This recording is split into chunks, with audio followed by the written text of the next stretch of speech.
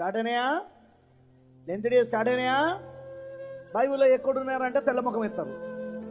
బైబిల్లో ఎక్కడుంది length days? Fasting ఉండడం మంచిదేగా. ఫాస్టింగ్ ఇప్పుడే ఎందుకుంటాను? సంవత్సరంలో 365 రోజులలో ఇంకా చాలా ఉన్నాయిగా, చాలా నెలలు ఉన్నాయిగా. నువ్వు ఆచారాన్ని ఫాస్టింగ్ అంటున్నావా? ఆచారాన్ని ఉపవాసం అంటున్నావా? ఉపవాసము ఆచారమా? ఆచారాల వైపు నడిపిస్తారు వీళ్ళు, సాంప్రదాయాల వైపు నడిపిస్తారు వీళ్ళు. ఇది మన సంఘ శాఖ సాంప్రదాయాలు, ఇది మన సంఘాల యొక్క ఆచారాలు.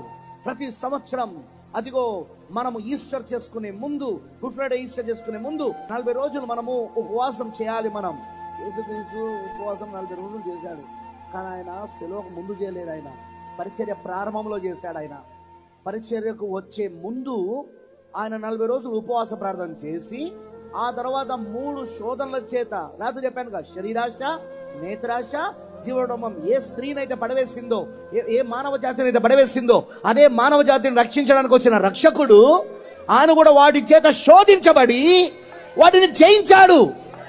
ఎలా? ఇలాగూ రాయబడినదనే వాక్యము ద్వారా, ఇలాగూ రాయబడినది, ఇలాగూ రాయబడినది, ఇలాగూ రాయబడినదని వాక్యం ద్వారా జయించాడు అక్కడ. కానీ మరి ఈ లెంత్ డేస్ ఎక్కడి నుండి వచ్చిందో నాకు తెలియదు. ఈ లెంత్ డేస్ లో మాంసం తినొద్దట, ఈ లెంత్ డేస్ లో పెళ్లి చేసుకోవద్దట, ఈ లెంత్ డేస్ లో మీటింగ్లకు అటెండ్ కావద్దట, ఈ లెంత్ డేస్ లో ఎక్కడ లేని భక్తి అంతా అప్పుడే వచ్చేస్తుంది.